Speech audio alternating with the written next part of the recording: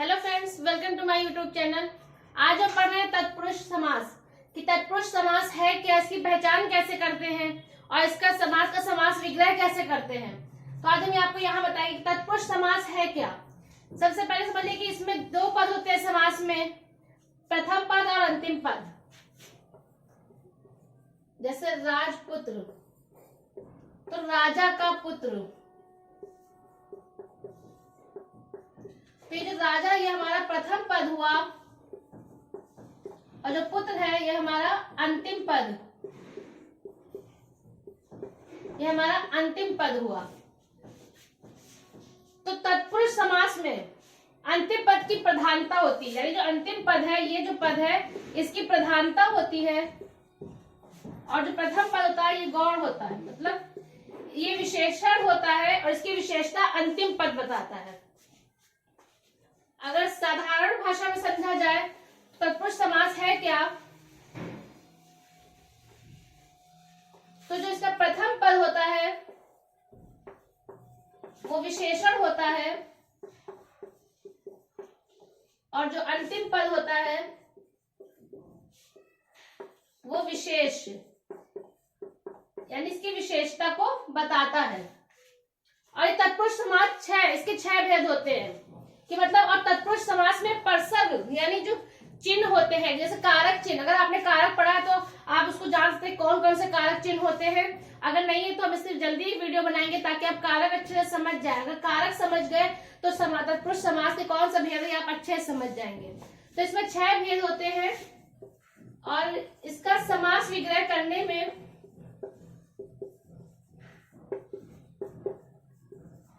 परसर्गों का इस्तेमाल किया जाता है।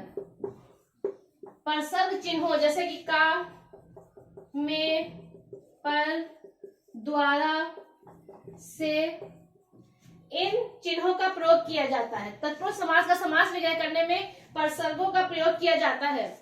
अब इसे कुछ उदाहरण देख लेते हैं ताकि हम अच्छे से समझ जाएं।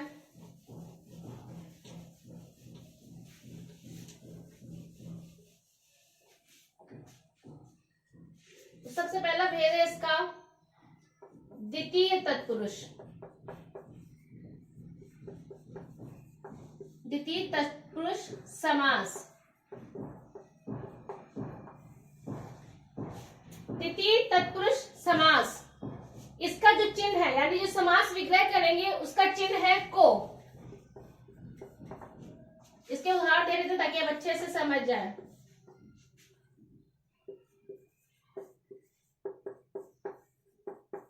चिड़ीमार, माखन चोर, स्वर्ग प्राप्त, ये हमारे तत्पुरुष समास है। चिड़ीमार, माखन चोर और स्वर्ग प्राप्त। अब इसका हम समास विग्रह करेंगे तो हम परसर्ग चिन्ह बताया था, तो इसमें को यानी द्वितीय तत्पुरुष। आप सीधे सीधे समझिए कि अगर को लगा हुआ है तो वो हमारा द्वितीय तत्पुरुष समास होगा। जैसे चिड़ीमार, चिड़ियों को मारने वाला, चिड़ियों को मारने वाला। तो चिड़ीमार, इसका हमने समास विग्रह किया तो हमने बीच में को का इस्तेमाल किया, तो चिड़ियों को, तो को की वजह से ये हमारा द्वितीय तत्पुरुष समास है। ये हमारे तत्पुरुष समास है, लेकिन अगर एग्जाम में पूछ लिया जाता है अगर ऑप्शन में द्वितीय तत्पुरुष समास है तो ये हमारा द्वितीय तत्पुरुष समास होगा, क्योंकि इसमें परसर्ग चिन्ह को का इस्तेमाल किया गया है। अब है माखन चोर, माखन को चुराने वाला।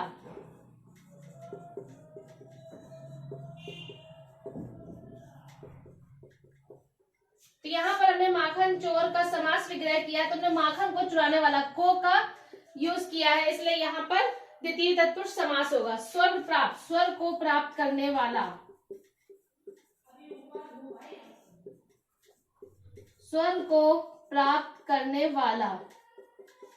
यहाँ पे हमने को का इस्तेमाल किया इसलिए यहाँ पर द्वितीय तत्पुरुष समास होगा।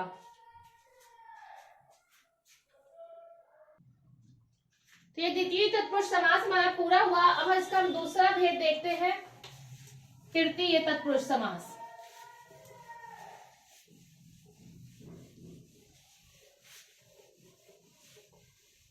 अगर आपको मेरा मेरा वीडियो पसंद आया तो प्लीज लाइक जरूर कीजिएगा और सब्सक्राइब करना बिल्कुल मत भूलिएगा, ताकि मेरे और वीडियोस आप तक आसानी से पहुंच सके और आप सरलता से उन सबको सीख सके। अब है तृतीय तत्पुरुष समास।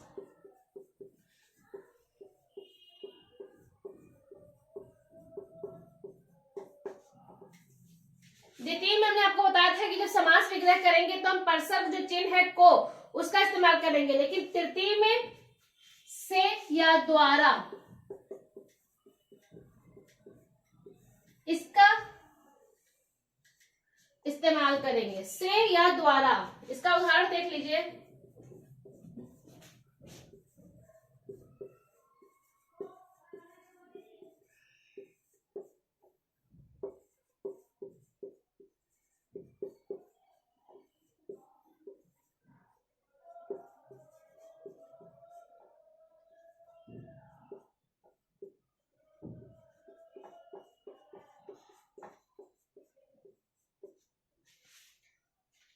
तो इसका हम तृतीय तत्पुरुष समास में हम देख रहे हैं कि से या द्वारा का यूज करेंगे तो ईश्वर दत्त नेत्रहीन और रोगग्रस्त। तो ईश्वर दत्त, जब इसका हम समास विग्रह करेंगे तो हम कहेंगे ईश्वर द्वारा दत्त। इनके बीच में हम परसर्ग चिन्ह का इस्तेमाल करेंगे। ईश्वर दत्त यानी ईश्वर द्वारा।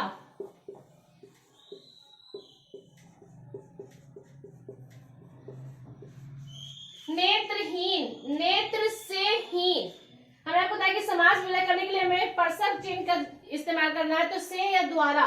तो इस नेत्रहीन, नेत्र से हीन।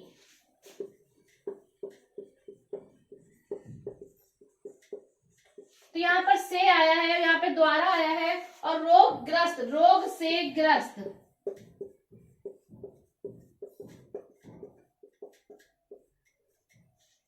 तो ये हमारा तृतीय तत्पुरुष समास हुआ कि जहां पर तृतीय तत्पुरुष समास में समास विग्रह करने में हम से या द्वारा का प्रयोग करेंगे। जैसे ईश्वर दत्त, ईश्वर द्वारा दत्त, तो यहाँ पर द्वारा आया है, और यहाँ पर नेत्रहीन, नेत्र से हीन, और रोगग्रस्त, रोग से ग्रस्त, इसलिए यहाँ पर तृतीय तत्पुरुष समास होगा। द्वितीय हो गया, तृतीय हो गया। अब हम चौथे के बारे में पढ़ेंगे कि चतुर्थ तत्पुरुष समास क्या है, उसकी पहचान क्या है। ये सब हमारे तत्पुरुष समास ही है, लेकिन उनमें भी हमने आपको बताया था कि 6 भेद होते हैं। तो ये द्वितीय और तृतीय हमारा कंप्लीट हुआ। द्वितीय तृतीय के बाद हम अब पढ़ते हैं चतुर्थी तत्पुरुष समास। चतुर्थी तत्पुरुष समास।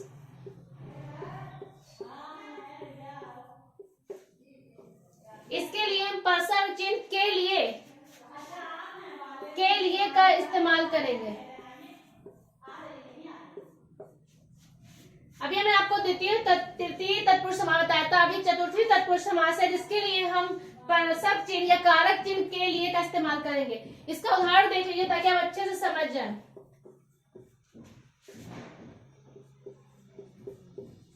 शिक्षालय, देशभक्ति, शिवार्पण,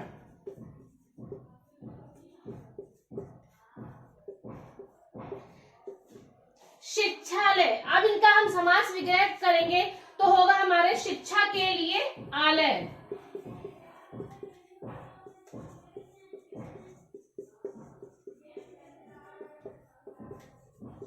शिक्षा के लिए आलय। तो ये हमारा तृतीय तत्पुरुष समास हुआ।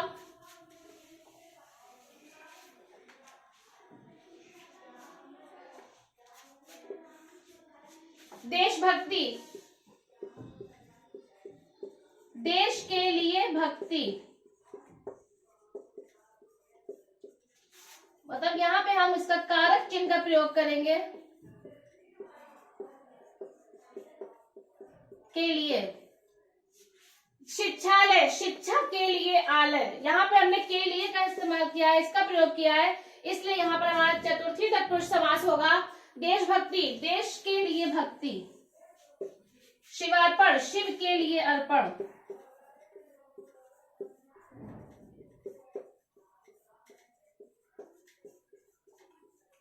तो यहाँ पर हमने के लिए का प्रयोग किया है, इसलिए हमारा यहाँ पर चतुर्थी तत्पुरुष समास होगा।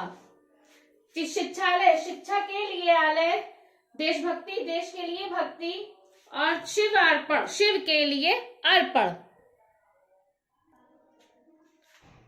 तो ये हमारे शिक्षालय, देशभक्ति और शिवार्पण, ये हमारा चतुर्थी तत्पुरुष समास हुआ। अब हम पढ़ेंगे पंचमी तत्पुरुष समास।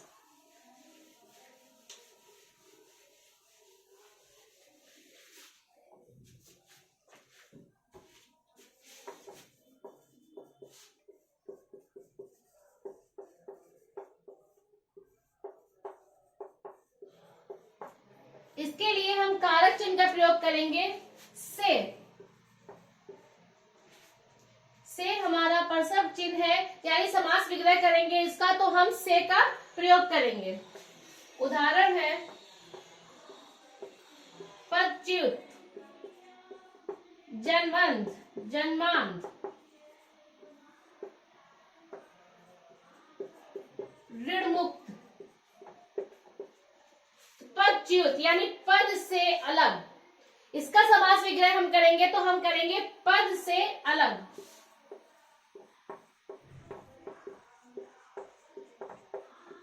तो हमने से का प्रयोग किया, इसलिए यहाँ पर हमारा पंचमी तत्पुरुष समास होगा। अब है हमारा जन्मांध, यानी जन्म से अंधा, तो हम वहां पर से का प्रयोग कर रहे हैं, इसलिए हमारा पंचमी तत्पुरुष समास होगा, जन्म से अंधा।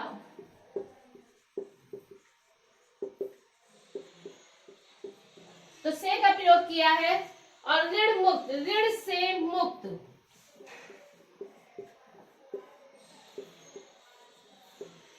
तो यहाँ पर भी हमने से का प्रयोग किया है, इसलिए हमारे यहाँ पर पंचमी तत्पुरुष समास होगा। पदच्युत यानी पद से अलग, जन्मांध मतलब जन्म से अंधा, ऋण मुक्त ऋण से मुक्त।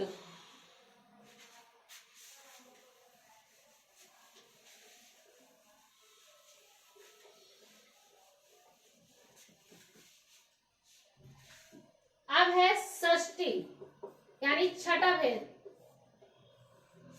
तो इसका कारक चिन्ह है का, की, के। अभी हमारा द्वितीय, तृतीय, चतुर्थ, पंचमी हो चुका है, हमारा षष्ठी तत्पुरुष समास है। इसके कुछ उदाहरण देख लेते हैं ताकि आप अच्छे से समझ जाए। और इसका चिन्ह है का, की, के। अब हम इसके उदाहरण देखते हैं ताकि आप अच्छे से समझ जाए कि का, की, के का प्रयोग कहाँ करना है, कैसे करना है। गंगा जल,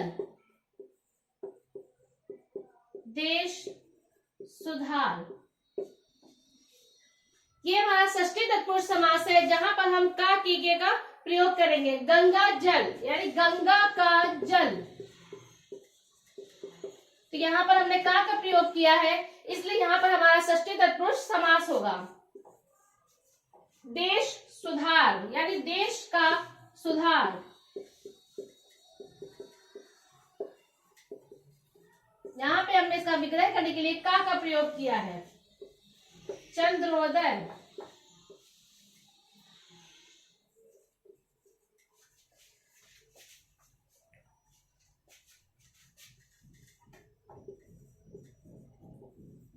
यानी चंद्रमा का उदय।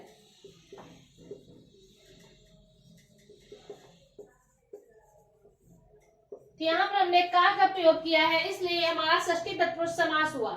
गंगा जल, गंगा का जल, देश सुधार, देश का सुधार, चंद्रोदय, चंद्रमा का उदय। अब हमारा आखिरी भेद है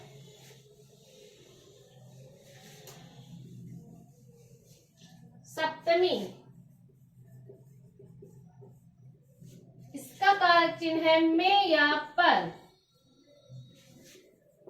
इसका उदाहरण देख लेते हैं। सप्तमी तत्पुरुष समास यानी ऐसा समास जिसका समास विग्रह करने में हम में या पर का प्रयोग करेंगे तो वो हमारा सप्तमी तत्पुरुष समास होगा। इसके उदाहरण देख लेते हैं ताकि आप अच्छे से समझ जाए।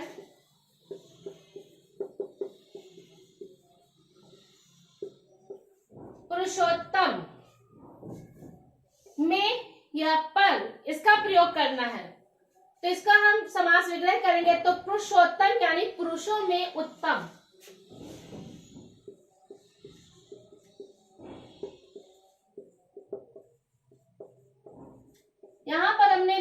प्रयोग किया है, इसलिए हमारा यहाँ पर सप्तमी तत्पुरुष समास होगा।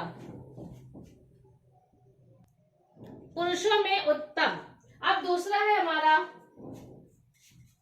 जलमग्न। जलमग्न, अब इसका समास विग्रहण करेंगे तो होगा हमारा जल में मग्न।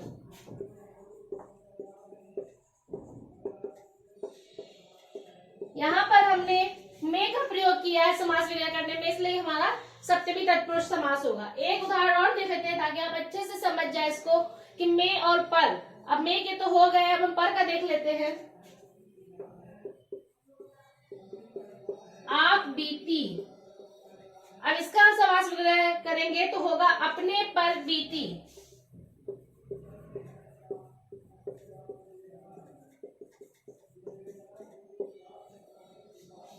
तो ये हमारा सप्तमी तत्पुरुष समास हुआ, क्योंकि इसका चिन्ह है में पर। तो इसका उदाहरण देख लीजिए, पुरुषोत्तम, पुरुषों में उत्तम, में का प्रयोग हुआ है। और जलमग्न, इसमें जल में मग्न, इसमें भी में का प्रयोग हुआ है। आप बीती, अपने पर बीती, पर का प्रयोग हुआ है, इसलिए ये हमारा सप्तमी तत्पुरुष समास होगा। तो आप ये तत्पुरुष समास के चिन्ह अच्छे से याद रखिए कि कहाँ पर को, कहाँ पे में पर। बस ये आपको याद रखना है कि इसमें दूसरा पद जो अंतिम पद है वही हमारा मेन है, उसी की जो विशेषता बताएगा। यानी पहला पद विशेषण है, दूसरा विशेष विशेषता बता रहा है। और इसके चिन्ह है का है, की है, के है, में है, पर, से, द्वारा, के लिए। यानी ये हमारे परसर्ग हैं, ये जो कहलाते हैं हमारे परसर्ग चिन्ह, या इन्हें कहते हैं कारक चिन्ह। या इस तत्पुरुष समास का समास विग्रह करने में हम इन चिन्हों का प्रयोग करेंगे। अगर इन चिन्हों का प्रयोग नहीं कर रहे हैं तो वो हमारा तत्पुरुष समास नहीं होगा। इन चिन्हों का प्रयोग करके ही हम इसका समास विग्रह करेंगे। अगर आपको मेरा वीडियो अच्छा लगा है तो प्लीज लाइक और शेयर जरूर कीजिएगा और सब्सक्राइब जरूर कीजिएगा, ताकि मेरे नेक्स्ट वीडियोस आप तक पहुंचे। और हम कारक पे जल्दी ही वीडियो बनाएंगे ताकि आप इन चिन्हों को डिटेल में अच्छे से समझ जाए कि कहाँ पर कैसे इसका प्रयोग करना है। Thank you.